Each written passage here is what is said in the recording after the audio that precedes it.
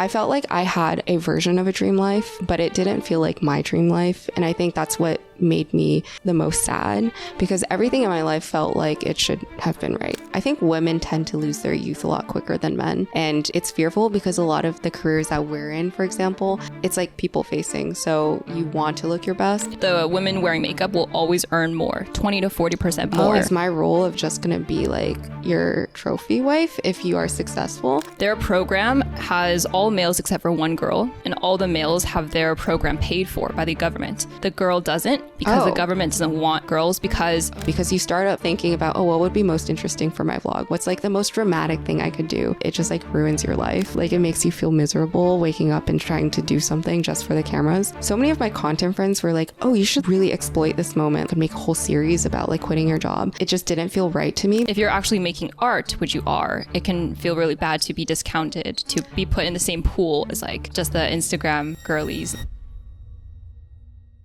Hello, Sarah. Welcome to the pod. Thank you. Thank you for coming. Thank you for having me. So this is an extremely special episode because Sarah's actually the first creator friend I had moving to New York.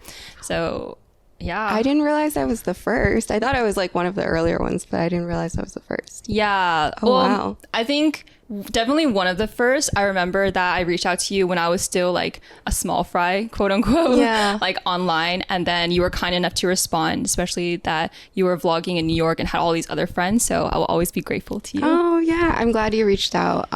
It's been really great seeing you blossom because I think we met maybe like 2 or 3 years ago, right? Mm-hmm. And you've done so much since then. And I remember when we were meeting, you had like left your job and it was like really new to you, like being in New York and like trying to navigate self-employment. So it's really cool to see where you are today. Yeah, thank you. It was so interesting. I remember us eating, I think it was ramen, and then talking about like how hard it was to be my own employer and not have a consistent income or like any income at the time, actually. Yeah, and now I'm going through the same thing. Yeah, so. no, I was going to say, okay, so segueing into that, then do you want to give a brief introduction about yourself, Sarah? Yeah, of course. Hi, I'm Sarah. I actually am figuring out who I am right now. However, currently I'm a ceramics artist, a podcast host of my own podcast called Soju with Sarah, which is really special because Amy's going to come on to my podcast at some point. And then I'm also a content creator. I used to say YouTuber, but I've been trying to do more like short form as well nowadays. And I feel like my relationship with YouTube has been like really interesting, which we can get into because I've been doing it for like 5 years. So it's been a long time coming. And I recently took a leap of faith and quit my job to do more of my creative passions. So yeah, that's me. Yeah, it's awesome. And Sarah's podcast, Soju with Sarah, is really amazing. I feel like it's extremely relevant for everyone listening to this podcast. And these two mics actually were recommended by Sarah. Oh yeah. I use these. I was like, are these my mics? Yeah, so definitely check that out after this. So we'll get into the first big question that we'll not focus on the whole time, but as far as the icebreaker, what gets you up in the morning? That's a good question. I feel like I have multiple answers. So if you asked me this a couple months ago, because I quit in April. So if you asked me this a couple months ago, it would have been like my alarm for work. And that's what got me up for like many, many years, whether it's in college or before that. But nowadays there's like maybe 2 main pillars and main things that like drive me in the morning. I get really excited by life now, like having left corporate and I get to like do my own thing right now. It's like really exciting when I see my boyfriend James in the morning. Like I get really happy when I see him in the morning. We always sit down and have coffee and we talk about what's like on our mind and what we're thinking about, what we're going to do that day. And I really get excited about other things too, like calling my mom, which I've been trying to do way more.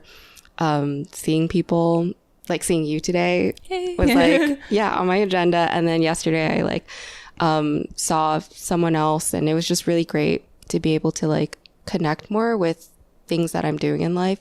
So that's one pillar. But I also think the second thing is I've been setting mini milestones for myself.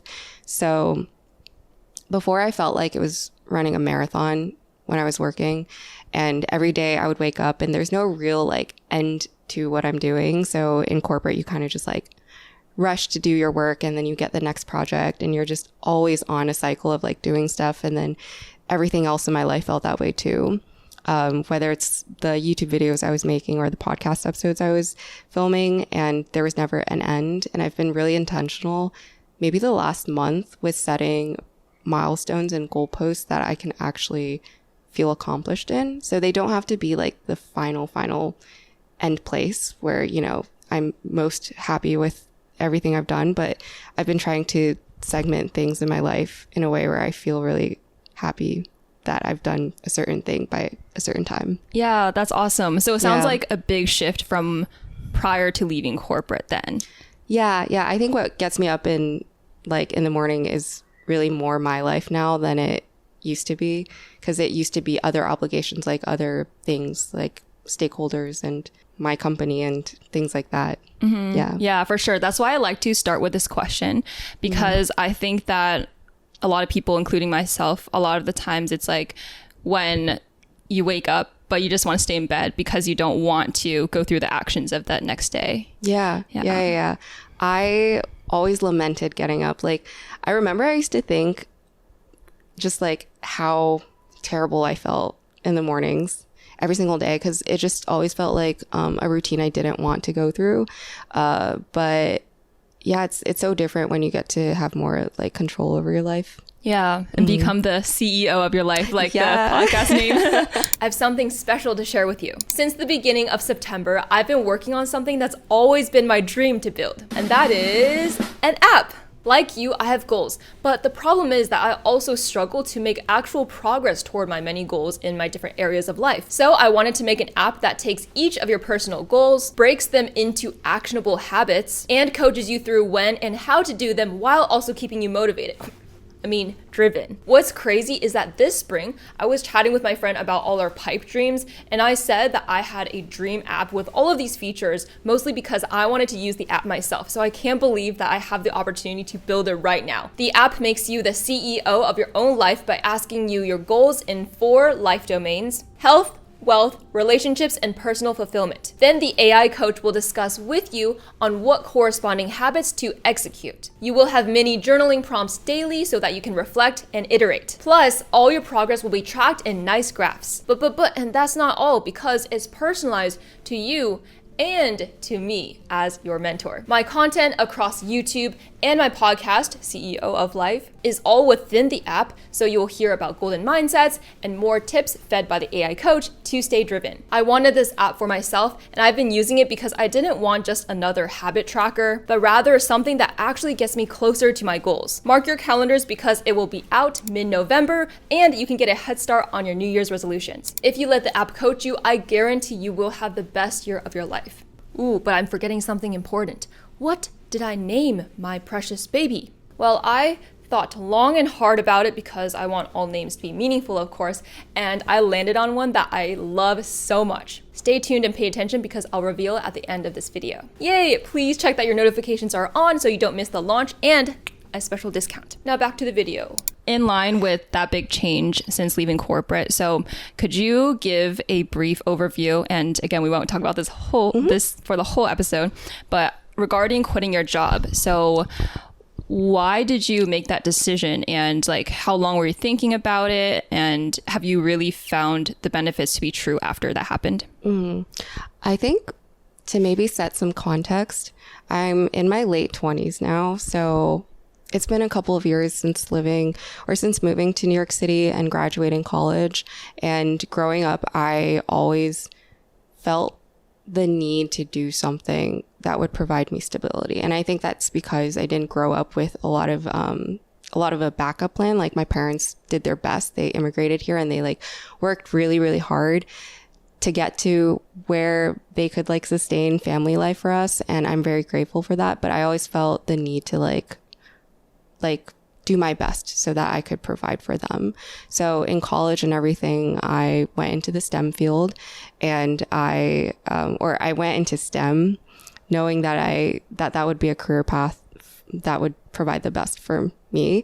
I had always been like very artistic, very creative. I used to want to be a fashion designer. I used to sketch all the time, and my dad would like post up cuttings of like magazine like models wearing like clothes, and he would like paste it on my closet door because he knew I wanted to be a fashion designer. So the creative side was very much a core part of my life. But going into high school and college, I realized that it's not as sustainable as like a corporate tech job or something in the sciences and like mathematics, even research and stuff like that. And so I was also pretty interested in like, especially biology. I really like biology. I wrote my college application essay on integrating fashion and biotech. It was literally a whole essay on how I wanted to create clothes to help people, like to be in the medical field and help people and just be an engineer, and how engineering is kind of like an art. It's funny because I never went down that path, but once I got to college, it was like very much CS oriented, computer science oriented, because a lot of my friends were in that field. And I felt like it was like the most natural thing for me at the time, because I didn't really know how to navigate like big career decisions. Not that in college you need to decide what you're going to do, but a lot of like the small choices that you make really set you up for that. So I think for me, I ended up getting a job out of college in tech. Thankfully, I was like transitioning over from an internship I had the summer before. And then I just stayed there for much longer than I thought I would. Like I always knew I wanted to do something of my own. And as a kid, I used to like, it's really funny because I was talking to my boyfriend about this, but I was like, I really wanted to be an innovator. Like the term innovator is like barely used nowadays. I feel like people say like tech entrepreneurs or like CEOs and things like that, but I wanted to like innovate, and I wanted to like make something new. And I would always go to my mom and be like, I have this idea, I have this great idea for like how we can like make the refrigerator better and like things like that. And she was talking to me recently, and she's like, you know, it's no surprise that you're doing this now, because you've always been the type to be like thinking of new ideas. And I always did want to do something on my own, but I think my cowardliness stopped me from that, because at the point of last year, I felt like I had a version of a dream life, but it didn't feel like my dream life. And I think that's what made me the most sad, because everything in my life felt like it should have been right. Like I had stability, I had a long-term relationship, I could provide for my parents in a way that I really couldn't when I was younger. Like I literally bought them a house, and that's like one of the things I hold really dear to my heart, because that was an accomplishment that I had been looking forward to for much of my childhood and much of my like young adulthood. But I was like very, very burnt out, because in the process of getting where I wanted to be and providing for family and everything, there's so many things that I lost. Like I lost a big sense of like my identity. In terms of like mental identity, like how I felt about myself was probably at an all-time low. How I presented myself was also not to my like preference or liking. Like I felt like I just presented very poorly. The way I dressed, the way I looked, the way I talked, I felt a little bit just like very different. And I met someone yesterday, and they said, you're so much more smiley. Like you seem like you're laughing so much more. You seem so much happier. And I think everyone around me can see that. Like it's been a 180 since I took that leap of faith of leaving my job. But it took a really long time, because I was just really scared. Like failure is one fear that I have that has always like plagued me. But like, I think I was just also scared of judgment. There's a lot of judgment that comes when you change yourself in any capacity. Like when you change the way you look, or you change the way you behave, you change your interests and things like that. I think there's always people that will doubt you in that process. And I think I was also fearful of not being able to provide for my family down the line, because it feels like such a selfish thing to leave your job. But I also had that realization that like, as I'm entering my 30s soon, it's going to be harder and harder to make changes just for myself. Like I have to be more and more selfless the more my life gets entangled with like other people, like my boyfriend or kids or more pets that we have, because we have a cat and he's a commitment. But yeah, I think I just needed to I needed to leave, and it's been a long time coming. Like, for me and many people around me, they're like, this should have happened like a long time ago. Yeah. Wow. Super inspiring though that you did take the leap of faith. And I think that you don't give yourself enough credit. Like, you keep saying you're cowardly or like you're afraid of failure. But I think that this is like kind of a choice that many, especially like Asian immigrant kids, go on, because to be fair, like if you had pursued fashion, then you probably wouldn't be as stable financially or be able to support your parents as you are now. And so I think that it was actually very brave of you to do something that you didn't like as much to get your footing and then be able to create more of a dream life that you want. Yeah, well, I'm glad you mentioned that, because it reminded me of something, another thing I've been thinking about. I've been reflecting a lot in this period of my life, but I have a lot of friends. Sorry. I have friends who are also like freelancers or creatives, and they've been working in that space since leaving college. And something that now that I'm older, I really, really get the sense of is there's always a trade-off. Like, you could never have your cake and eat it too. Like, I'm gonna let this pass so that but you can't ever have your cake and eat it too. Like, there's always something that you're going to be compromising. So in a way, I don't like regret at all the decisions I've made. And I think there's so many great things that came out of staying in corporate, whether it's like financial stability, having that safety net, all the things that I was able to do because I was in corporate, the connections I've made and everything.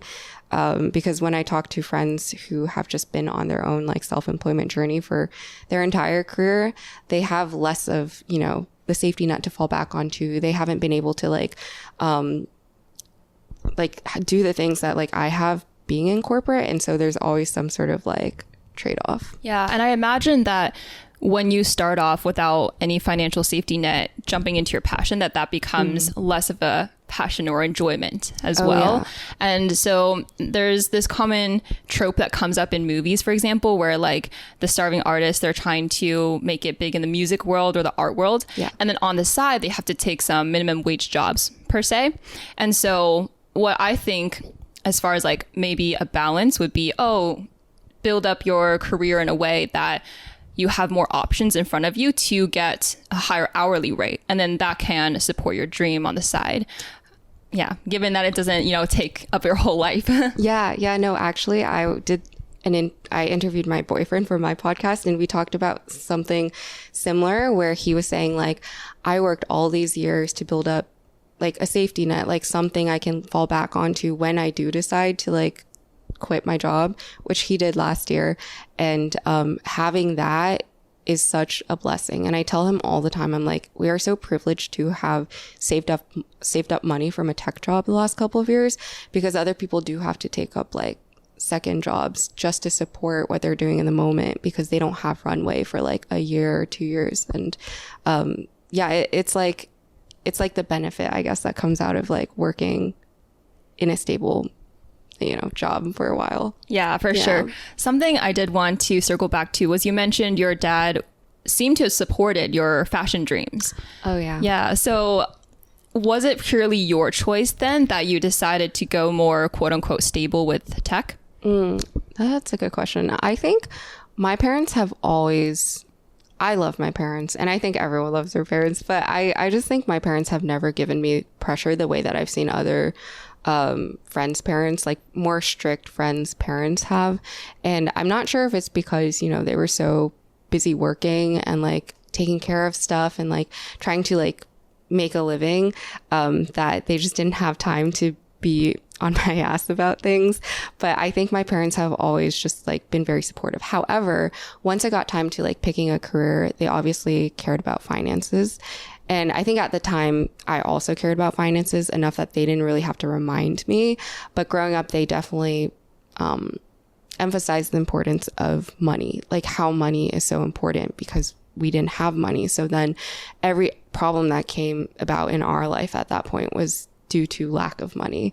So I think like it was mostly self-imposed that I wanted to go into a more stable path, because I knew that in order to change my life, I needed to do something that was quote unquote smart for my long term.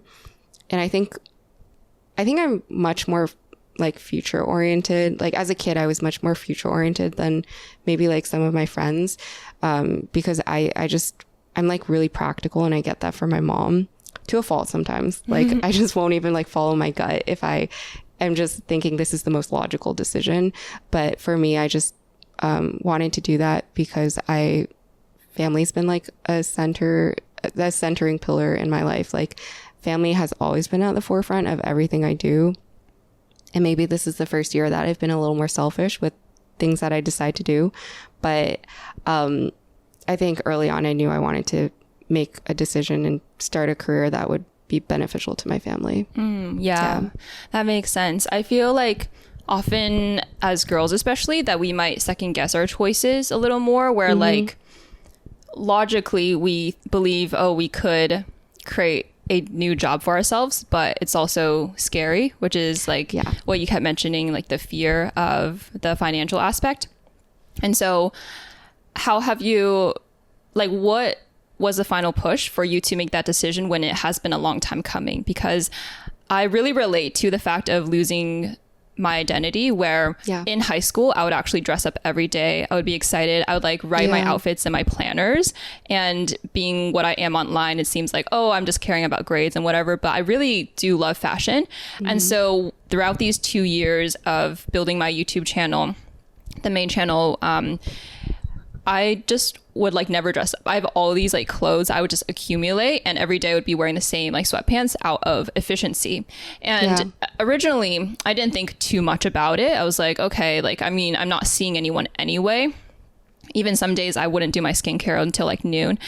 But eventually it became part of my identity, and is not someone I wanted to identify with. Yeah.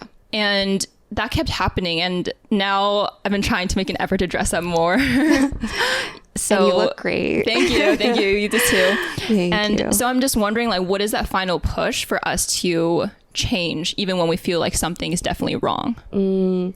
Yeah, that's great. I think a lot of people lose once you start working. This is something I didn't realize going into my 20s, but once you start working, your identity gets consumed by your work a lot. Like no matter what you're doing, right? Like you said, you started not dressing up because you're at home filming and stuff like that. And you're like, I'm not seeing anyone. So then it's like, yeah, like whatever you're doing for your career, it takes up a majority of your waking hours, and then it also affects like the way you present yourself. And so I feel like I had the strongest sense of identity in college. In college I knew what I liked. I also really liked fashion and dressing up, and when I was younger I really liked the arts, and I loved drawing and painting and like doing random things. There was one school year where I was just like binding my notes together to create a notebook, even though I could have just gotten like a notebook and like written it, but it's just like random things. But definitely losing my identity, like you said, was one of the reasons that that was like my breaking point. I think there was the emotional element of like not feeling myself that came out of that. That was extremely devastating for me, because I felt like I was like a shell of myself. And I couldn't self-express, and I also had like a uniform. I remember a year ago I was like looking at my wardrobe, and I was like, I have all these clothes that I've accumulated over the years. I have all these things that I like, but I've never worn. And why is it? Because I wear these uniforms to like work, and I wear these uniforms when I'm like making YouTube videos, and when I'm doing things, like there's just like this one beige shirt and like beige shorts that I wear in every video. And when I'm at home, and it really like knocks you down, because then you forget what your agenda is, right? Like you forget who you are, you forget like what you want to do in life, and you just like lose all senses of like, your goals. So it was that happening over time, and you reflected that made the push, I suppose. I think that was like one aspect of it. I think really what made the bigger push is the mental like depression that I felt. I was really burnt out, and last year I was at like an all-time low. I was like crying every couple of days for no reason, because I was just so overwhelmed. And I had before that gone to like a psychiatrist because I was like, I just feel like I am crumbling. And this is the culmination of like working a 9 to 5. And then after my 9 to 5 for the last 5 years, going back home and working more, just like nonstop working. My body was also telling me, like, my body, you should listen to your body. And this is something that my friend Lillian says, who also is a content creator and she works in the tech space, but she talked about how your body signals things to you. And if you don't listen to it, it just only gets worse. And I think I started listening to my body, and my body was telling me no in many directions. Like I had back pain. My mental health was at an all-time low, hence the crying and everything.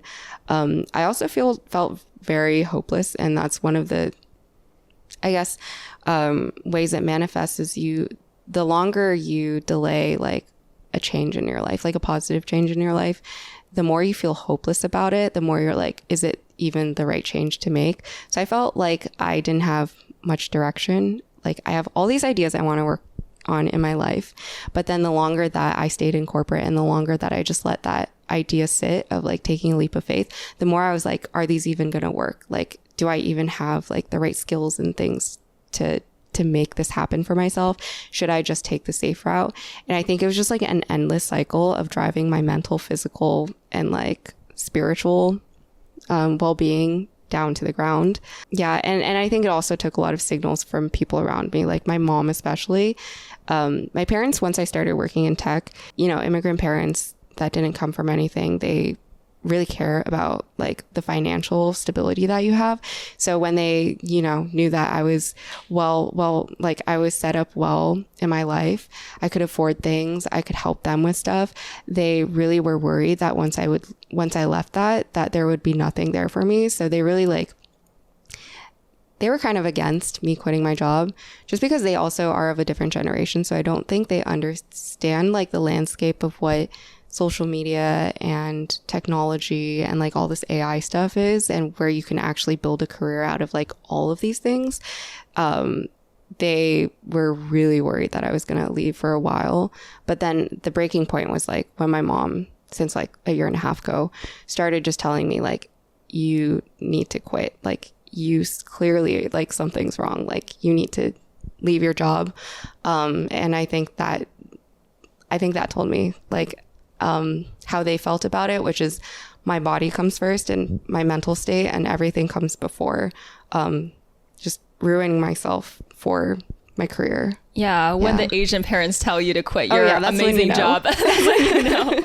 Yeah. Yeah, I felt pretty similar in terms of, I think something I found pretty common amongst our friends and that I can see through us is like, maybe we tend to put everyone else above ourselves in terms of like their needs, whether it's posting for our viewers, making money for our family, and then having ourselves last. But self-care for ourselves is actually making us better to serve others around us. And so I think that's a great way to reframe it in order to... Oh yeah. There's what was the saying? It's like when you're in an airport or when you're in an airplane and something's happening, you need to put your mask on first before you can help others.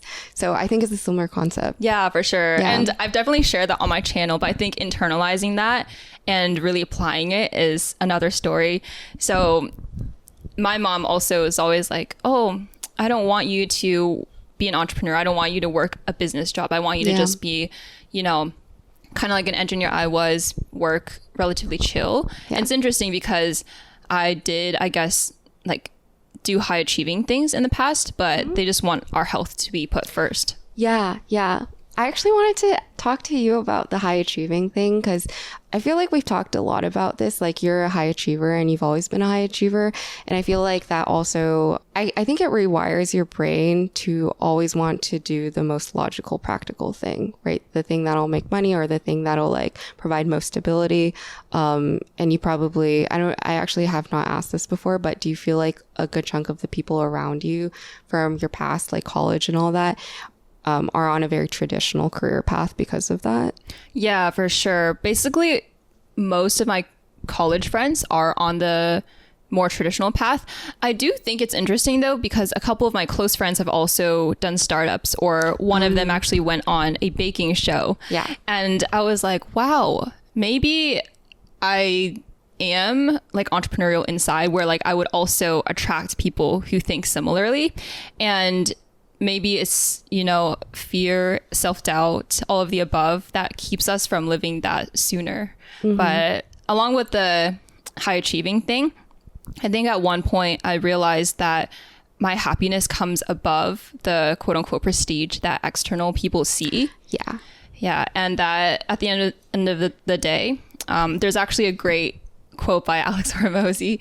And he was like, oh, imagine you're like 85 and then you regret caring too much about the opinions of people who are now dead. Well, yeah, that's a great quote, because I guess in the whole like thinking about the future thing that I've been trying to do, it's like, what will I regret when I'm older? It's probably not trying something for myself.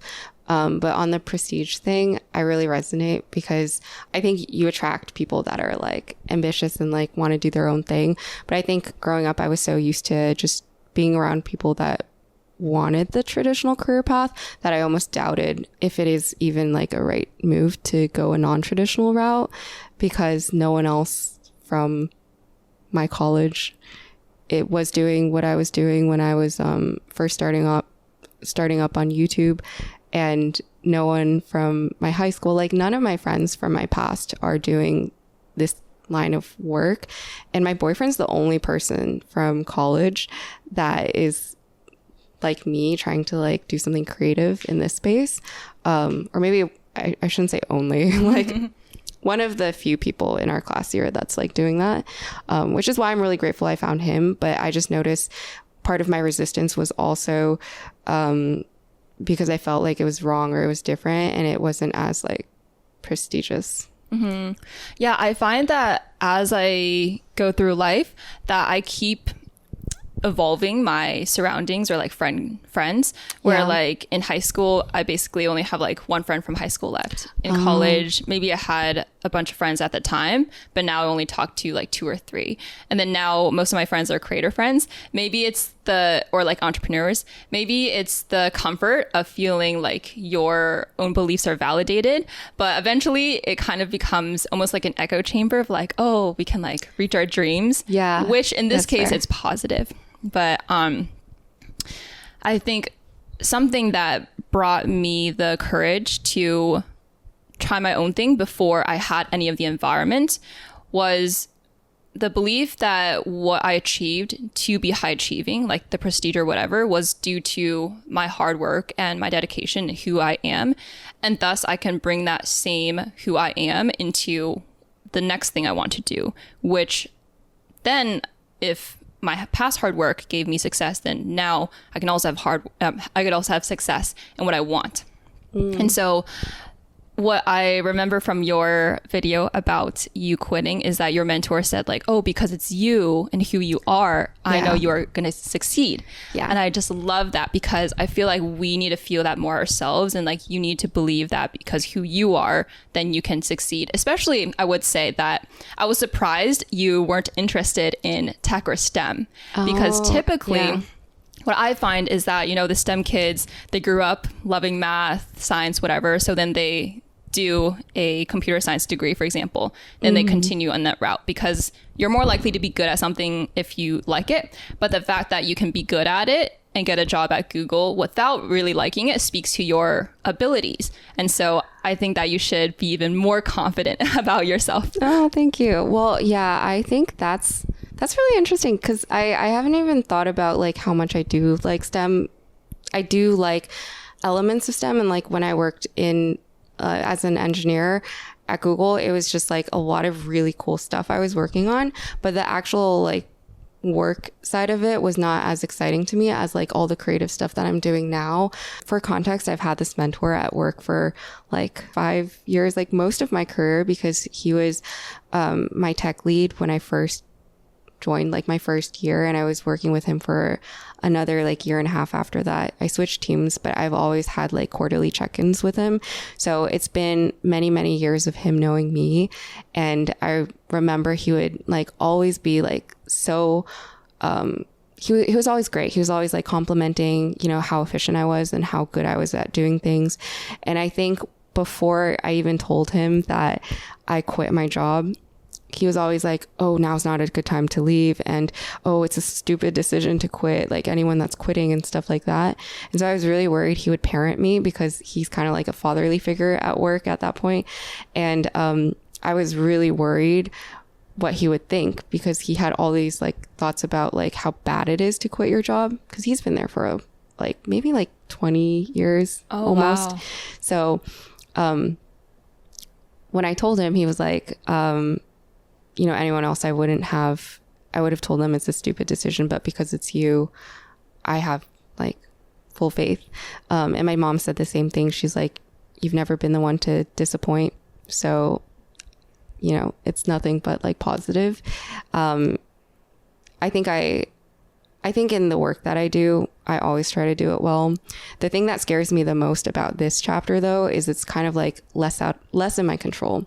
Like, I think when you're in corporate, you do your job and you do it well and you can get promoted, and there's kind of more structure around how you can progress in that career. But in this one, it's just so self-driven, and there's like sometimes it's just out of your control, right? Like if you're creating a small business, which I'm trying to do, it could like the things you make, like I'm trying to make ceramics, but like the ceramics I make could reach the right people or could not reach the right people, depending on like how my marketing goes, how the social media algorithm goes, like different things like that.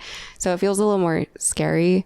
But yeah. That's so interesting, because recently I've been thinking about how corporate's actually less in control. Oh, because, interesting. Yeah. So one of my friends, who you've met before too, but she's working as a consultant, and she's essentially working as a manager position, which is like 2 levels higher than her actual role. Yeah. And the amount she gets paid.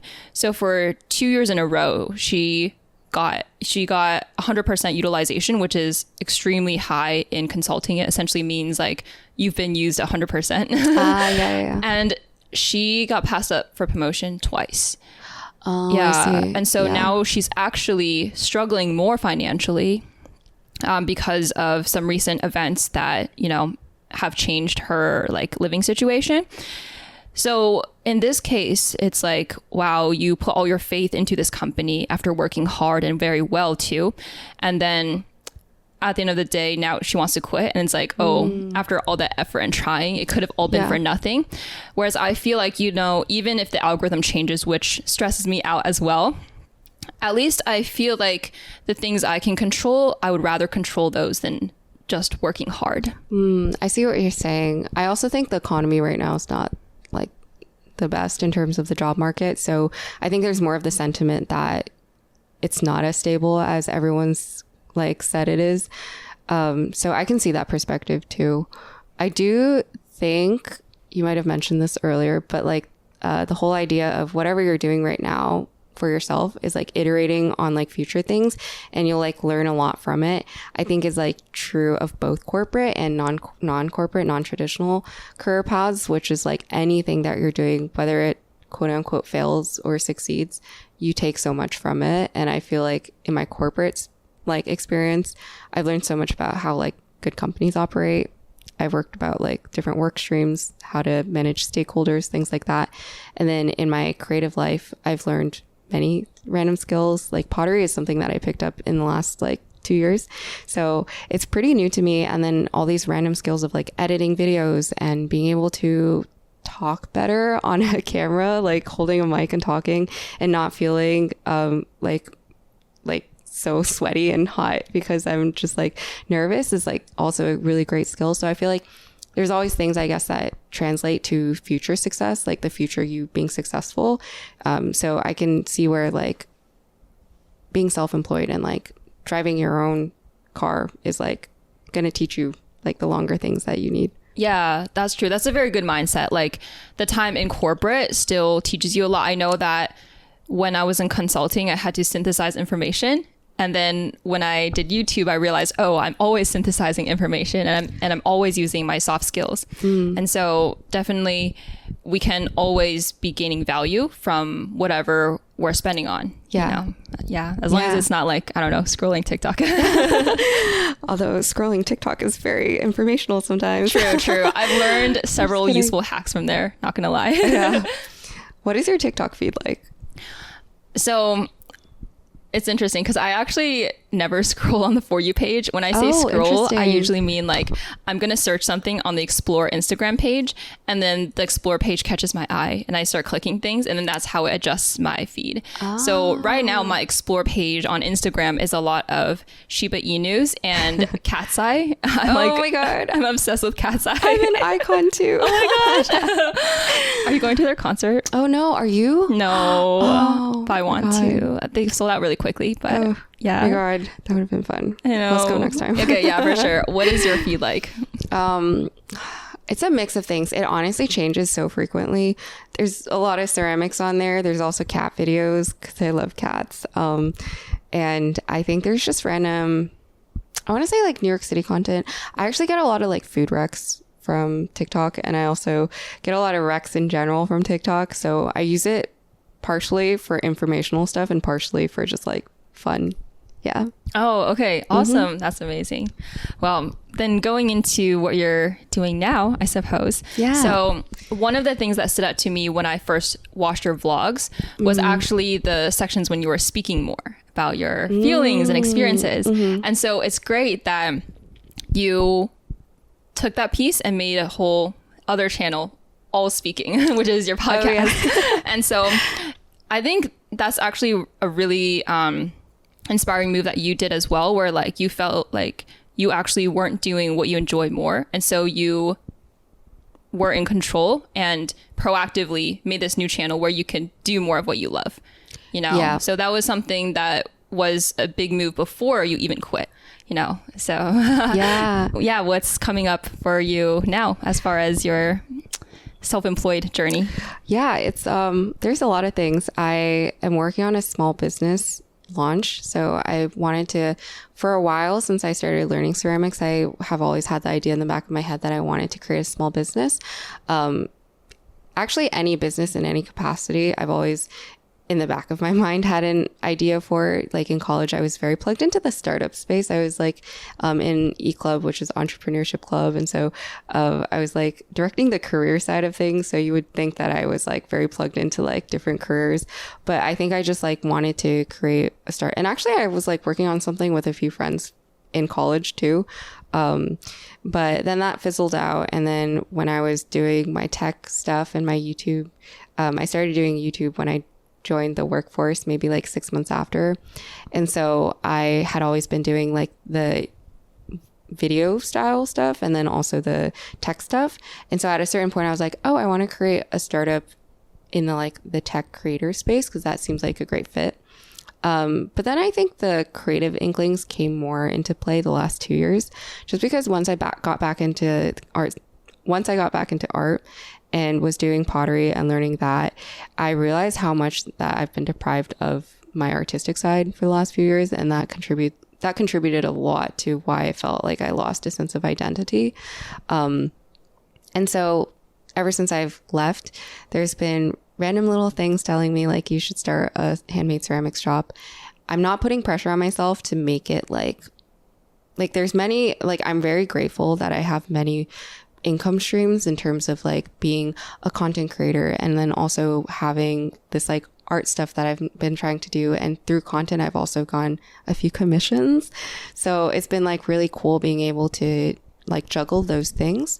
But I think for me, the small business is right now at the forefront of stuff because I want to get that launched. I wanted to pour a lot of like my creative energy into that. But on the podcast front, I did start a podcast last year. And so I had been doing YouTube on my main channel for maybe like 4 or 5 years. And then I started a separate channel to just ramble about like navigating my 20s. And so I wanted to bring that back for season 2 because we stopped around May, I think. So I've been working and thinking a lot about how to make season 2 better. I wanted to hit some like milestones that I had for my podcast, including like Patreon and making mugs. Cause I go into the studio sometimes and I make soju mugs because my podcast is called Soju with Sarah and I drink from the soju mugs during the episodes. But I wanted to pour more love into it because while I was doing corporate and my YouTube channel, I felt like it was just like a passing thing every week that I had to just get a video out. So that's the second thing. And then the third thing is I've been working a lot with my boyfriend in terms of not like actually working, but we've been talking a lot about doing something collaborative. I help him with some of his stuff. Like he's now entering a phase of needing to do shoots, like photo shoots for a pair of pants that he's dropping and his brand launch because he's working on something too. And so I've been like on the sidelines helping him with like the marketing stuff and like helping with the creative directing. And so there's a lot of like random things there that is what's next for me. And then I wanted to spend more time with my family. Mm-hmm. Oh, amazing goals. And yeah. I love how you've been helping James as well. I can see like bits and pieces of like, oh, that decision must have been made by Sarah. Oh, yeah. I am there. Yeah. And the storytelling is really good too in his videos. And I'm sure that you guys like complement each other in terms of what he learns and then like what you learn and then being able to support each other's dreams. Yeah, I keep telling people this, but I'm so grateful that we get to do this together. Like he quit his job last year. And since I quit my job, things have been so different because he tells me constantly like, ever since you quit your job, like I've been like growing so much faster. And it's because every morning, like I mentioned, we sit down, we have our coffee, we start talking about things that have been on our mind. And usually it's like in relation to our career. So I'll start spitballing things like, oh, we should do a joint pop-up when we do like this XYZ thing in the future that we're planning.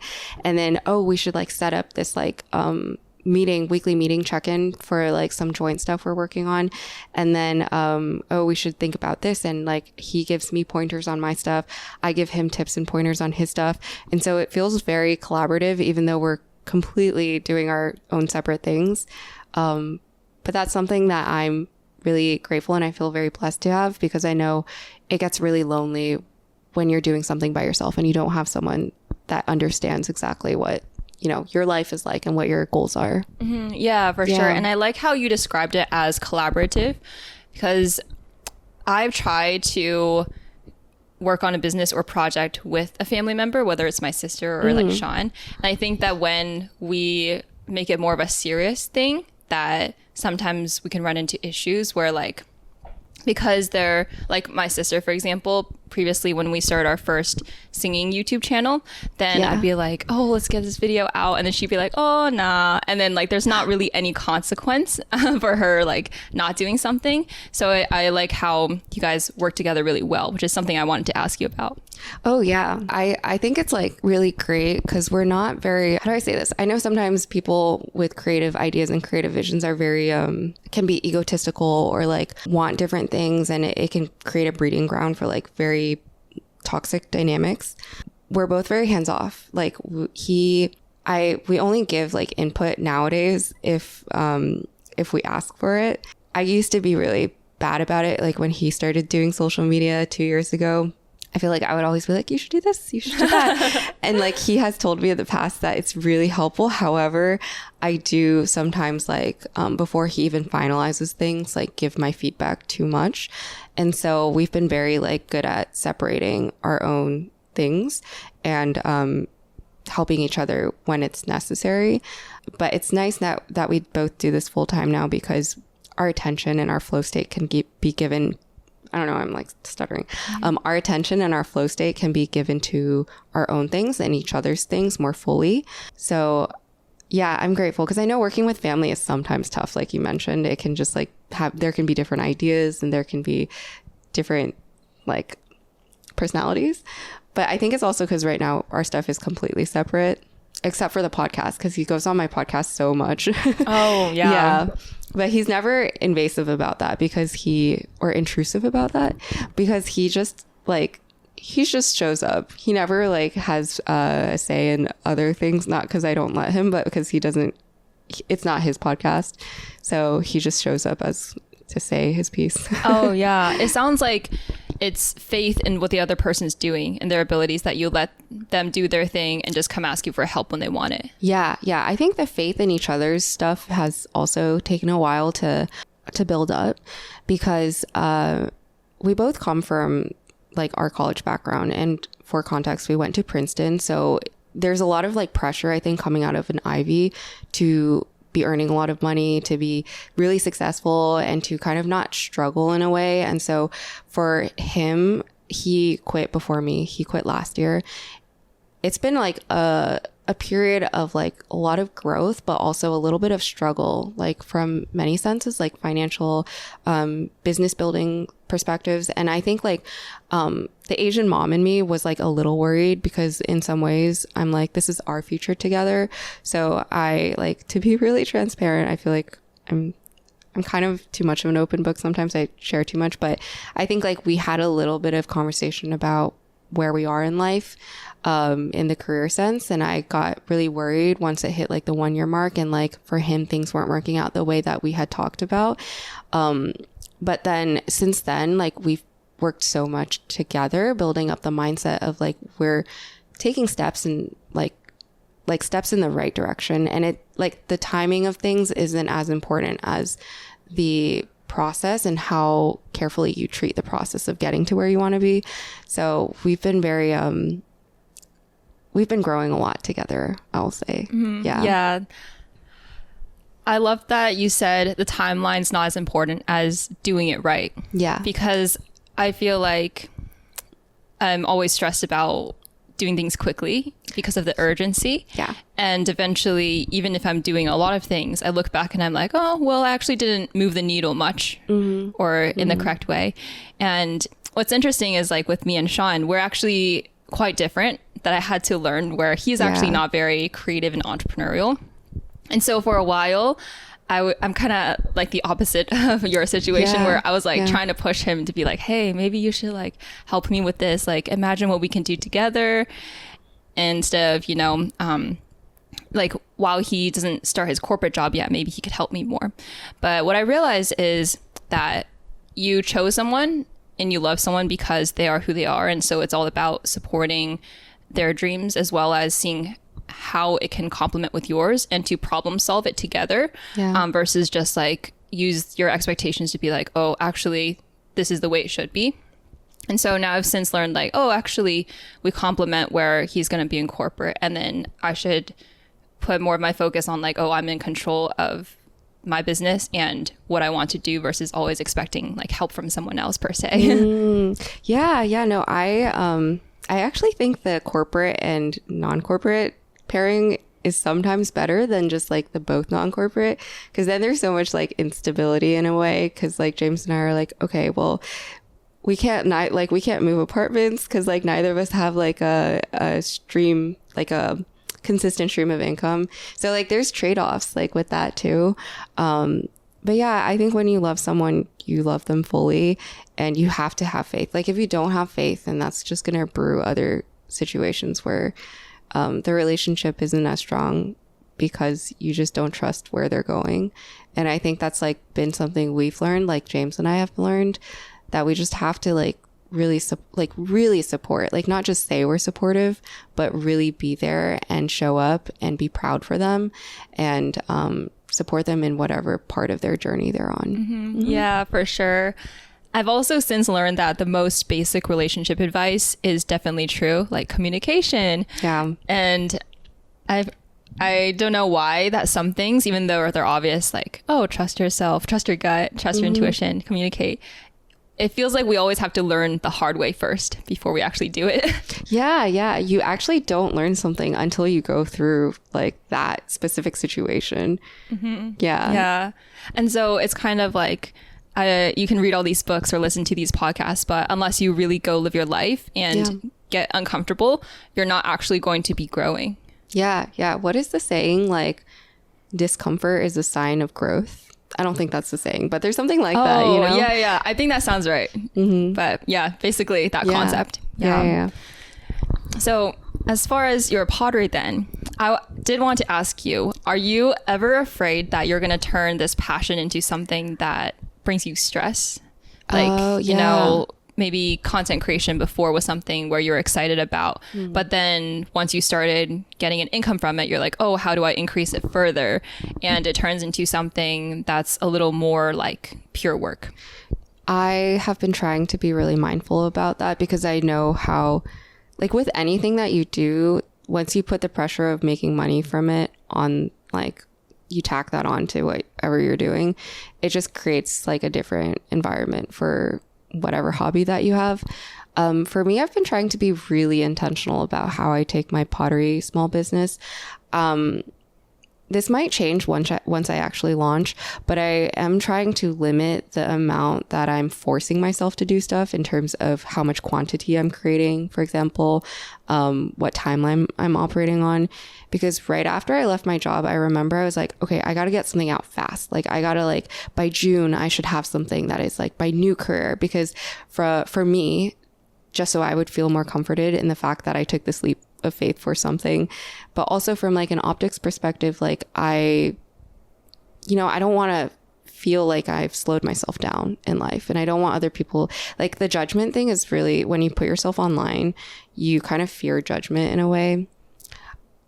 I mostly, honestly, like majority of my life, I don't lead for any sort of content. Like I try to separate those two because I know I have some friends who vlog too, that they make decisions just for the journey or like the optics of it. But I do things out of like what exactly I want now, because after having so many years of doing things, which felt like doing it for other people, I just was like, I need to just take this journey the way I want to. So I kind of like have been slowly taking my time with stuff. So from the pottery perspective, I still find so much joy whenever I go into the studio and I'm able to sit down and just work on my pieces. I have set like a loose timeline of launching in September, which is really exciting. But I also know that that's flexible, because as long as I'm doing it at my own pace and like operating on the timeline that doesn't like cause me stress at the moment, I think it won't ruin me the way that like working on someone else's timeline ruined me. But that's like really optimistic thinking, because I know once things start ramping up, it picks up pretty quickly. So I guess like I'll tell you in like a few months Okay, how yeah, things are going. that makes sense. As long as you're mindful and Yeah. your goalpost is actually something you set for yourself, Yeah. not for other people. Yeah. Yeah, it's so interesting because you touched upon this question that I actually did write down, but I'm not even looking at the iPad now because this is just flowing so well. But I did want to ask you, how do you vlog and then also make sure you're still living your life as you would without vlogging, for example? And so a choice you made that I really agree with is how you took time before revealing to the world your job change. Oh yeah. And I kind of did the same thing, I guess, with my wedding and also my first like job quitting. Yeah. I told people and I started posting about it like maybe 3 months after it all happened, because I feel like so many moments in our life, I don't want it to be, I guess, influenced positively or negatively by other people's perceptions or by my own perception of what I think other people would want to see. In fact, like I was really mindful of, okay, don't make decisions for the wedding based on, posting on social media or like how it looks and things like that. And so I'm wondering, how do you make sure that you're still living authentically to yourself? Yeah. I love this question, by the way, because I had thought about it a lot when I was making the active decision to not share that I quit my job when I did it a couple of months ago. Because I only announced it like a month ago. So it's been pretty fresh. But when I first started doing content, it actually wasn't in the lifestyle space at all. So I was doing concept-based videos. I was like dyeing my hair, doing makeup tutorials, completely different than what I was doing last year. But once I moved to New York, I didn't have time, or once I moved back to New York, because when I started my content journey, I was in the pandemic. So I was at home. I was a little more siloed, but I just didn't have time once I moved back to the city, when I was like doing my job and when I was balancing social life and getting back into my, community. I actually resorted to vlogging out of necessity in a way, because I didn't want to just completely retire my YouTube channel. I felt like I poured so much work into it. At that point, I think I had like 70K subscribers, which I was so happy and so proud about. But then I felt like I was already drowning in a lot of commitments. So the only thing that I could do was vlog. Eventually that vlogging about like my life and everything turned into vlogging about my career. And just, I guess, like work-life balance, my day-to-day.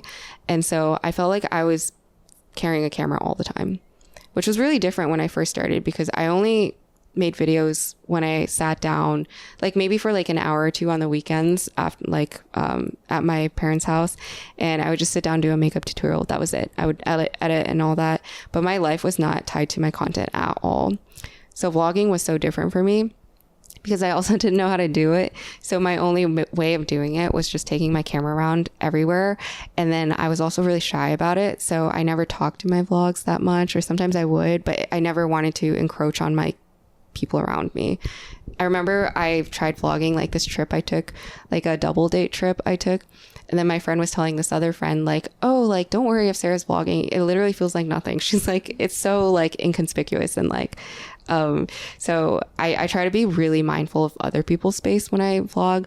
But then after maybe 2 years of doing that, last year, my boyfriend told me, he was like, it's so weird to see you not vlogging anymore. It almost feels like you don't vlog at all. And I still put up vlogs, but I do it so I'm really particular and delicate about my space and my life now, because privacy is a privilege, and I'm so used to always sharing everything in the moment that I kind of felt like I wasn't living in the moment at a certain period of in my journey. So especially the first year and second year in New York, I felt like I always had to capture something to make sure that my life was interesting. And I think my life is more interesting now, but it maybe doesn't seem that way because I'm not capturing me hanging out with my friends anymore. I only capture really like me and James, because he's more comfortable around the camera. And there's a lot of things that I do that I don't film anymore. However, I do try to share a lot of my life. Like I really like to share my thoughts, like you mentioned earlier, hence why I started my podcast. But I think people's lives might look the same on paper, but the thoughts are different. So I think what's more valuable when I share my life is to really share my headspace at that moment. And I think that's why I've learned that it's okay to not really have to share things exactly in the moment or have to share every single part of your life with people. So going back to like you sharing your wedding a little bit more delayed, and also like the quitting thing a little more delayed, I kind of was thinking about my content career, and to live authentically, I can't make choices and can't do things just for the camera. And that's something that I think a lot of vloggers eventually learn, because you start off thinking about, oh, what would be most interesting for my vlog? What's like the most dramatic thing I could do? The biggest change I can make? And then that just like, a lot of vloggers say this, but it just like ruins your life. Like it makes you feel miserable waking up and trying to do something just for the cameras. And so for me, taking that time felt bad at first, because I was like, so many of my content friends were like, oh, you should like really exploit this moment. Like as you're going through it, like vlog everything and share everything. You could make a whole series about like quitting your job. And it just didn't feel right to me, because I know it's a big pivotal moment in my life. And social media comes with a lot of noise, especially when it's about your life. People have so many judgments, and I was just like not wanting that to affect how I felt about my next steps. And for me, the more important thing is looking towards the future.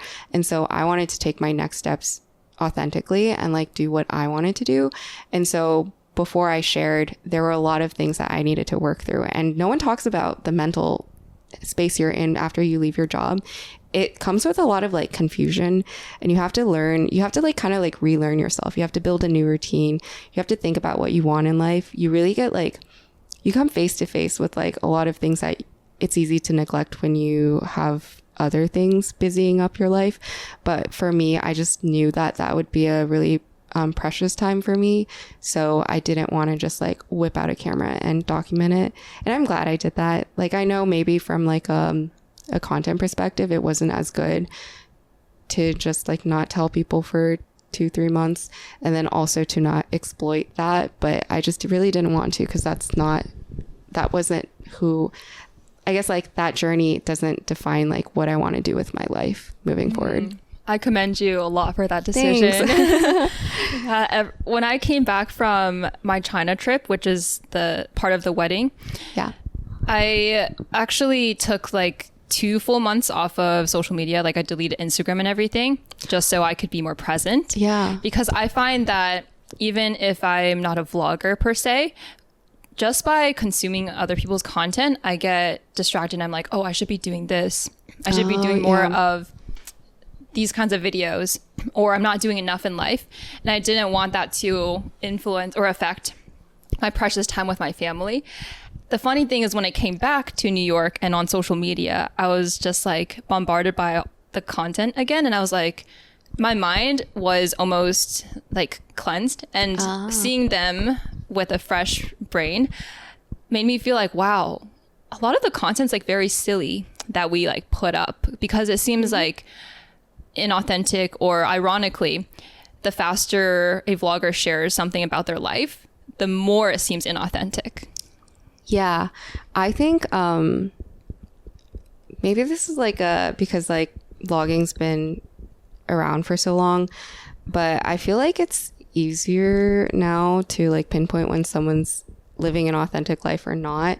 I think vlogging is so intrusive, and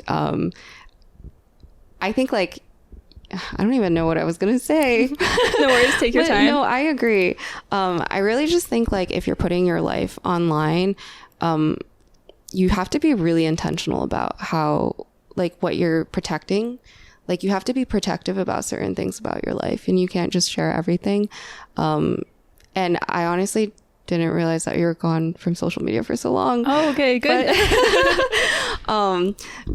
But I did the same thing where I let go of my YouTube. YouTube has always been my baby for like 5 years, and so it made me cry a little. Like, I mean, James knows all the behind the scenes of how I was when I quit my job, but I felt really like bad. Like, I felt really guilty and bad for like not posting on my YouTube channel for a month, but that was so needed. And I think you probably experienced this too, but to plug off of like social media and like working for social media, you actually get to see new things and enjoy new things in your life. And probably in that era of like getting married, you enjoyed that without having to think about like, what do I need to do today for my YouTube channel, or what do I need to do today to document the right thing?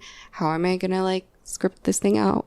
Like, I literally know people that story, like, they build the story around their life, and so that's how their vlogs play out. Like, they plan out milestones in their life so that they can hit that for a certain period in their like vlog channel. Oh, yeah, the behind the scenes, yeah, the truth behind your favorite vloggers. Yeah, but I mean, it does make for a good story. It's like, you are the director of your own life, right? So you, I guess, do need to make intentional decisions if vlogging is your primary thing. But I think that's also why I've been leaning away from vlogging, because I don't want that to drive my life in any capacity. Like, I don't want to be like, oh, let's get married this year because it'll be good for content. Like, not that kind of stuff. Every Asian female influencer is getting married this year. I've seen so many. It's the age now. Yeah. Wow, that's really good to know, because often I see vloggers, for example, and I'm like, oh, I should share that about my life too. Maybe I should film this also a slightly more intimate moment, right? Yeah. And then I realized, oh wait, actually, if it weren't for content, I wouldn't do that. And so something I go back to, I think this quote was around even before social media, but it's like, can you remember who you were before the world told you who to be? And so I think about that a lot. And That's a good quote.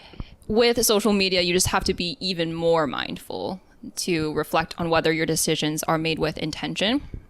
And what's interesting is, I think a lot of starting out content creators, they want to be vloggers. Like, that is the thing they want to do, that I see the most of. I feel like it's the entryway drug to content. Like, I feel like it's the not the easiest, because I do think there's a delicate art to vlogging, ironically, but I do think it feels the most tangible. Like a lot of my friends or people who tell me they want to start making content, they're always like, but I don't know what to make content about. And so I think the quickest and easiest thing is life. Like they're like, well, I could talk about my life. So I see that, but I really admire what you do, because I feel like something that I've had to learn the last few years is how important and how valuable it is to have like a purpose in doing content, because I was just doing things for fun at that point. Like when I started doing content, it was just like random ideas I had. I spent like a whole weekend trying to do like photo shoot ideas, because I was like, oh, this is like trendy, this is fun. And those videos do well, like chasing trends and like capitalizing off of your life is like, they do well. But I also think like what you do is you provide value to people, which is something that's very, very like undervalued in the content space, which is how you can contribute to other people's lives in a more positive way and have impact that is beyond just like being relatable. Thank you for that. Yeah. Actually, when we go to those creator events, you know how now there are stickers where you put on your name tag of like what niche you're in? Oh, yeah. There's like lifestyle, there's like gaming, there's never education. Oh, really? Yeah. Oh my God. That's honestly like crazy though, because education is such a big part of just the content space. Like people learn so much online, then they maybe consume other things, you know? Yeah. So I agree with undervalued. Yeah. I mean, that's also for me why my podcast is my now baby. Like I do treasure my YouTube channel, but sometimes I feel a little aimless with that page, because it's always been around me, like centered around me. In my podcast, I talk about my life, but I try to be like a big sister in a way. Like I try to share what I've learned about life, and in a way, I feel like that podcast has reached way more people and like affected way more people, because I will constantly hear people tell me how it's like positively impacted them. And that was one of the turning points when I left my job too, to realize that my purpose was maybe not in just being relatable, but also being helpful and like having impact and building a community around that. So to be honest, I've been trying to like lean away from like lifestyle content, not like completely, but just like a little more away from that, and like find areas that I can actually add value, you know? Yeah. It's the depth of connection that matters more. Yeah. Especially with the media space being more saturated. Yep. So funny enough, it's not about views at all anymore. Well, it's still about a little bit, but it's like the value of the view or the value of the subscriber. And that is true influence. Like there are always so many instances of TikTokers with 5 million followers, and then they show up to VidCon, like that one year that happened, and 0 people showed up to their meet and greet. Or like they try to launch a product and they fail. And so it's a different kind of currency that we're looking after now. It's not attention, but I think it's trust. And I think that you've done a great job with Soju with Sarah. Thank you. Thank you. And I think it's interesting too that I am actually the same way, where I want to capture how my life is, but I realize it's actually the state of my mind that I want to understand the most. And thus I feel like with this podcast, it's a snapshot of my brain. Well, it's not like everything, but as much as I can give in that moment. And it'll be interesting to look back. And for people who are also on a journey. Yeah. You know, I really love your podcast, because I think we started around the same time actually, or you started before me. But I remember I was walking back. I took a mental health leave from work last year. And that was like a time I took to reflect a lot. And I also was working on my podcast back then. And I remember listening to a podcast episode that you did where you're just in your kitchen and you were talking about how you have your dream life. And like that, I don't know why it was that episode, but that made me so inspired, because I feel like you carry a lot of like positivity, and you also always want to like, you always give, like you give in the sense of like you want your audience to succeed and you want to see them thrive and be happy. And I think when I listened to that, it just like really resonated with me. And that's also when I was like, I want Amy on my podcast. Yeah, because I think you do such a great job of like inspiring and just like being that person for like your audience and your community. So that's something I admire. Oh, thank you so Yeah, much. of course. So while we cut off this circle jerk, I guess. I always think that like every time at the beginning of podcasts, I feel like when we like talk about each other, it's like Complimentary and stuff. That's so funny. But it's genuine. It's genuine, unlike the term. So I did want to talk a little about this. Yeah. I know we'll probably discuss it a lot more in depth on your podcast, but in terms of being in your late 20s now, what is like, how are you thinking about timelines as far as family and things like that? I know that timelines are something we're actually trying to pull ourselves away from. Yeah. But because time doesn't stop for us, how do we still factor that in to make sure we try to reduce regret, I guess? I've been really trying to push away any like time constraints on myself, because I used to operate a lot on that.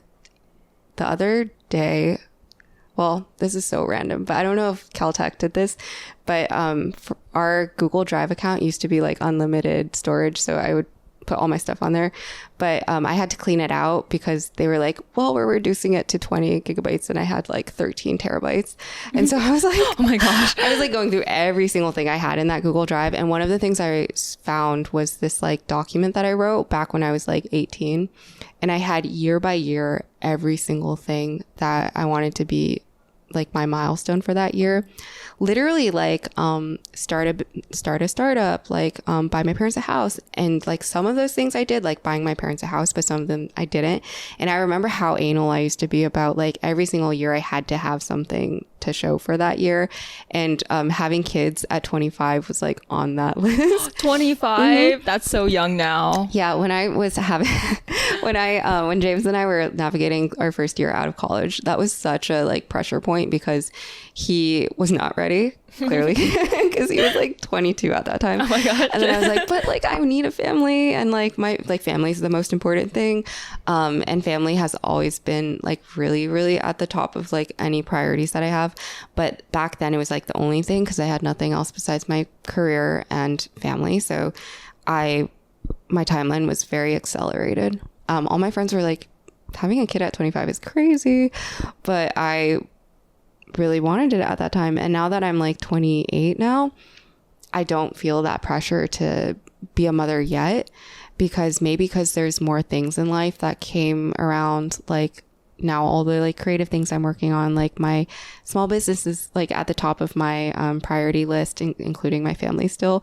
But I think yeah, it's very toxic to have a timeline based life, like to have to accomplish certain things by certain deadlines is it's never good. And I think for me, I remember actually maybe I'll say like I still do want a family though, and I loosely have an idea of like when I want to have kids, maybe in like the next 5 to 7 years. But I'm not holding myself to anything. I think motherhood is a very important role or important task, and being a mother is a really important role. And so I want to be a good mom, and to rush things, you might just not be in the right situation to do that. Of course, things happen sometimes, so you never know. But yeah, I want to like be precious about it. And I also want to like make sure that I'm in a good place with my career, and James is in a good place with his career, and all of that. But I know it's in the horizon, so a part of me does feel rushed, not gonna lie. Mm-hmm. I feel like society has not been in line with biology in a way, because my mom had me at 28 and I'm almost 27. And so I realized, oh, that means she conceived me at like 27. Dang. So I was like, yeah. So when I think about also wanting my parents to be around for a long time with their grandkids, I'm like, oh, so it's not just about my life, but it's also considering the generations above me. And with the real biological clock, I just feel like, especially with certain dreams we have and being ambitious and being in this kind of society, that it's made it actually really hard to be content overall. Yeah. It's like, Yeah. oh, we want to, you know, achieve our dreams in New York City, and our environment, like there are still a lot of like unstable relationships, or like people are still just figuring out their lives. And at the same time, our time and our body is growing, Yeah. you know? And so I find that that's like one of the biggest struggles I have now. Yeah, I mean, it's tough because I think in our society, motherhood isn't valued the same way. Like putting your career first is very commendable, but being a good mother is like expected. And that's like a weird dynamic. I remember watching this video by Izzy Sealy. Have you seen it? Yeah, Yeah. It was like when she and Ali Abdal got married, and then they got pregnant, and she was talking about how she was like very ambitious, or she wanted to do a lot with her career. But then when it came time to getting married and then they got pregnant, she was really reflecting on how motherhood is like really precious. And it's like, to be a good mom, you might need to put things on the back burner, but it doesn't mean that you're not an ambitious person. It doesn't mean that you're only a mother. And it's like, there's so many elements of like motherhood that is like contradictory to what people tend to believe in society nowadays. But I agree. It's like a weird pressure as women to have to think about and be mindful of when you're going to have kids, how you're going to have kids, and also have to be chasing all your dreams and like being ambitious and trying to do everything. Maybe like a negative thing that I've been thinking about is like subconsciously, I kind of do want to knock out all my goals before I have kids, but realistically, I don't think that's going to happen. I think the same. It's really hard because, like you said, people really value chasing your dreams and growing in your career, but that takes time, and inevitably that shifts the allocation of time or value placed on motherhood, because when you're a mother, you inevitably have less time on your career. Yeah. And so I really felt what Izzy Sealy was saying as well. And I felt bad because, you know, often I started comparing myself with other perhaps self-improvement creators, or like they started businesses. Yeah. And I'd just be like, oh, I should be there now too, such that then I can have a running business when I'm actually a mother and I have less time to build that. And if I don't do it now, I can never build that business because it takes a lot of time and energy. Yeah. But then, like, I don't want to be like, oh, gender norms, but they're usually all male. So they don't really have that pressure. They can continue building. And I do feel like as women, we have to take care of our health in greater ways, perhaps, because I know that actually a lot of friends in real life, because of stress, they've actually had to go to the hospital, or they have had issues with their reproductive system, literally. Yeah. And women's health is something that's a lot more important, where the doctors say like, oh, if you're a man, like, we don't even check these things until you're like 40, for example. Oh, I see. And so there are like literal differences. In fact, another example is my cousin, who's a guy. He's learning to be a pilot right now in China. Their program has all males except for one girl, and all the males have their program paid for by the government. Oh. The girl doesn't, because the government doesn't want girls, because they know that like to be a pilot, you have to wake up at really crazy times, like 2 a.m. or like sleep for 2 hours, fly more. I see. And I suppose like physically, you know, it's harder for women to do that. And if they do, they're not going to be able to contribute to society, where like, oh, not to say like being a mom is like the only way you contribute, but I guess to do what only a woman can do, which is to have kids. And so it's like something I have to accept where, oh, if I'm being a mother, that's also a really important role to society, because all these successful men, like Nobel Prize winners or like whatever, they came from a mom who took care of them and who gave them that success, or like the means to be able to become who they are. Yeah, I was going to say, I feel like women are very undervalued. Well, also another thing on what you were saying, there's like some number, right? Like the number of hours that a woman needs to sleep versus a male. And it's like 2-3 hours more than the male to operate like so that your brain functions the same. But I think women are very undervalued, because I've had this conversation with James a lot, because we're both doing our own thing. And some days I'm like, is my role eventually just going to be like your trophy wife if you are successful? Because when a man's career is successful and everything, he gets acclaimed and he gets like pulled up, and like he's you know, smart, he's ambitious, he's like all these great things. But when a woman does that, there's always doubt, there's always other things. And like a woman has just a tougher time heeding the same amount of respect. And then also when like a male's career is going up and other things like that's also a byproduct of like the nurture around him, right? Like if you look across the board of successful men, I think I actually like looked into this like at one of these days. I was like, behind every successful man is like a wife that has been with him since the beginning, most of the time. Sometimes there's not, and sometimes there's divorce, but like a woman plays a really critical role in like a man's life and how a man grows and like is able to build up things like businesses and all that. And so it kind of like hurts me sometimes to see how women are so undervalued and no one ever gives credit to the women for like holding down fort at home. Like literally in the NBA, all the guys, well, I hate saying like all, but like most of the guys, I would say their wives are at home holding down fort. And then there's the whole story of like Giselle and Tom Brady and how she has spoken about how when like Tom Brady's career was because she's a model, he's a soccer player, right? I don't know. Football? Wait, football player? I'll say football because maybe we'll cut that out. Okay. I'm not a sports girl. But when Tom Brady's professional career like took off, she literally had to take a step back because she was like the caretaker for their family and their kids. And so she said she put her career like on hold for many, many years. And they had an agreement where he would retire eventually and she would have her moment after his many, many years, like maybe decades of like working.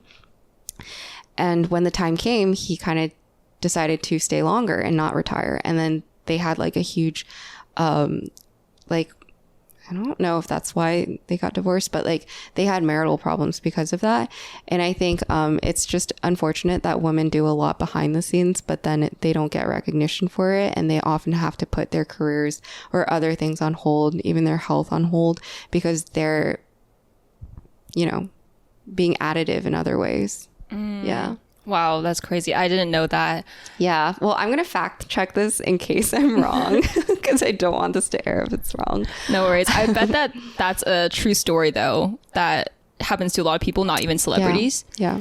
And I even watched this movie with my parents recently that it was about this famous, very smart scientist who I think developed some kind of, I guess, like war weapon that was really important to, I think, the US. And then his wife was a beautiful like opera singer, but she had to put that on hold. And at the end of the movie, he goes, "Oh, I'm so sorry that you were with me because you couldn't reach your dreams of being an opera singer." But she was just so like lovely and genuine, just like, "No, but I got to support the greatest scientist of this decade," or whatever. So it's very sweet, but obviously she's not going to be the one recognized in all the papers and everything like that. Yeah. And another factor I find that's hard as a woman, I know that, you know, if this were on social media, people like comment, "Oh, women cap, women coffee," or things like that, as I've seen, which is also interesting. It's like always, men always have something to say about like women. That's just the way it is on the internet. But we also have to put on makeup. And there's actually a study. So the reason I say this is not just like, oh, we need to put on makeup. Because Cody Sanchez in a podcast, and Cody Sanchez is an extremely successful entrepreneur. She said that 3 studies across Harvard, Stanford, and I think Oxford or Cambridge, they found that when all else was created about equal, that 2 women, if one wears more makeup consistently and the other one doesn't, the women wearing makeup will always earn more, 20 to 40% more than the women who don't. And when it comes to entrepreneurship, closing more sales, you're more likely to close sales if you wear makeup. Oh, interesting. Yeah, I mean, I think as we do content, we always try to look our best, and like it does help in that way. But like in any business thing, I think women have to look presentable, or they have to look the role to be taken seriously in that role. And like I've talked to this with my boyfriend too, where he's like, I'm like, it's so easy for you to make content because you wake up and you can just start filming, but I always have to put on my makeup. Not like I have to, but people do treat you differently. And I've noticed that like literally the smallest thing will cause people to treat you differently in certain ways. Like when I wear glasses, there's a certain subset of creators that, you know, are like not very friendly to me because I look nerdier and things like that, where like people, like as a female, you always have to be so like hyper conscious of how you look, and you also have to spend more time and energy like being mindful of that, yeah, because of society, and it sucks. Yeah, it's like you have to do double the amount of work. Like you have to be a woman, and I don't know, You have to be a woman, and that's a full-time job. yeah, exactly. Like, I think I remember Coco, she posted an Instagram reel where she said, oh, I was trying to figure out why this video did worse than others, and I realized I wasn't wearing makeup. She found like an actual correlation to it. And so it actually is like we have to wear makeup, because I used to be like really stubborn about this. I'm like, oh, but my content is the most important thing. It's what's inside, right? But if the thumbnail doesn't look good, then you don't get as many views. So not as many people can get the great value that you put so much of your effort into. So it's like you might as well, you know, put on makeup. And the unfortunate thing is like things just kind of contradict each other, or like they kind of conflict with each other, where like we have to work hard right now, but then also we have to spend more time on makeup. But then when we work hard, we're going to look, quote unquote, like more aged faster, because stress actually, like scientifically, it makes you age faster. And then when we don't have our youth, we're not as able to make content or not as able to achieve the things normally anymore.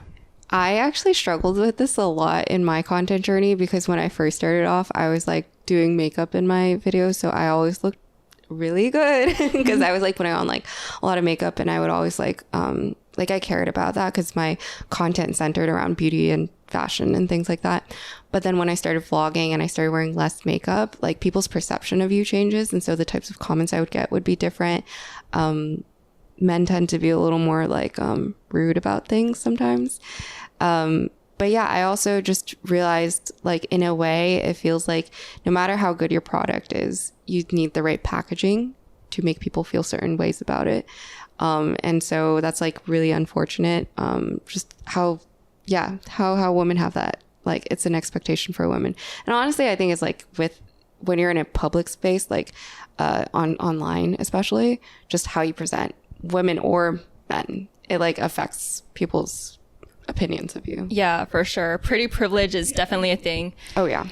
And yeah, I know this section was kind of more like complaining because there's no solution. If anyone thinks of anything or like we can shift the narrative somehow, then, you know, let us know. Yeah. So the life transformation app I mentioned earlier, drum roll please. It's called Exec. I love playing with words, so it represents you becoming the executive of your own life. It's all about owning your actions. Plus, it represents how the app helps you execute on your goals, which is what most people struggle with. Let me know what you think and mark your calendars for November 18th. Oh, I wanted to say something on what you said about the irony of you always have to look good, but then the more you stress, the more you lose your youth, and that cycle of just like, you get uglier and you get older, and then you have to do more, and you just feel like you're chasing like youth in that way. That's like an internal struggle I felt the last 3 years maybe, because I think I had deprioritized a lot of things like sleeping well and eating healthy and working out, that I look at myself and I don't see the person that first started her YouTube channel, and like the person that was so like vibrant and like felt pretty and like all the time felt like I was like captivating people more. And I don't have a solution for that, but I just wanted to say I relate to that a lot, because I think women tend to lose their youth a lot quicker than men.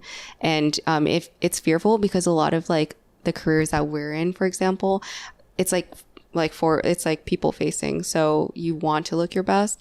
And as you slowly like lose what you think made you beautiful, it's really easy to doubt yourself, you know? Mm-hmm. Yeah.